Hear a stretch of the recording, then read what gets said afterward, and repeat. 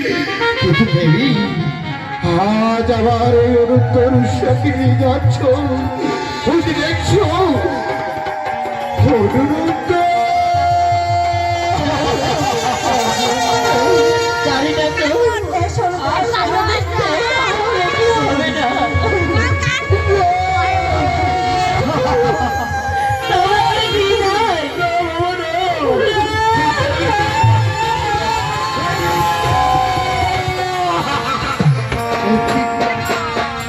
দেবরাজ ইন্দ্র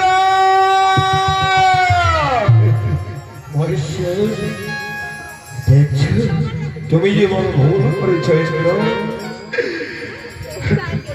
কাজের না বুঝে দেবীকে দিয়েছে তুমি সত্যতা, সত্যতা রক্ষা করতে তোমার স্বর্গের রব শরী অনিরুদ্ধ, তাই তো তোমাদেরকে ছেড়ে চলে গেল।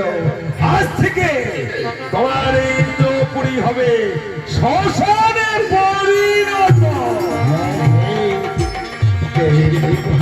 তুমি দেখছো ওই আমার ইন্দ্র চতুর্দিকে অন্ধকার হয়ে আসতেছে,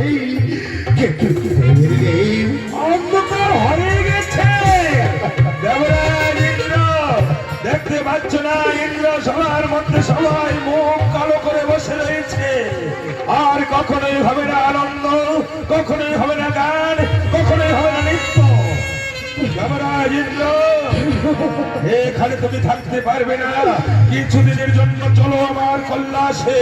কৈলাসে থাকবে আমার ভাগ্নে নারদ, সেই জানে বড় নৃত্য, সেই জানে বড় গান। আমার ভাগ্নে দেবশ্রী নারদের নৃত্য আর নাচে তোমার এই পৌরবনীকে সান্ত্বনা দেবে। চলো কৈলাসে, চলো চলো।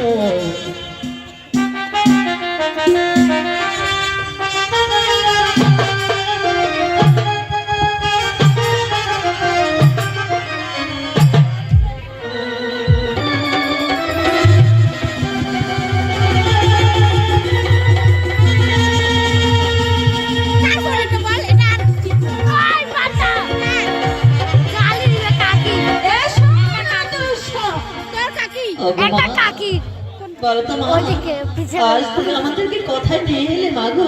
কোথায় নিয়ে এলাম জানো অনুদ্রষ্টা? বলো মা বলো। তবে রাখো, ওই যে সুন্দর নদীর তীরে কত সুন্দর করে দিচ্ছি তা নির্মাণ করেছি মা। হ্যাঁ, দাও দাও করে জ্বলছে অগ্নি, সেইখানে তোমাদের দুটি জীবনকে বিসর্জন দিতে হবে মা।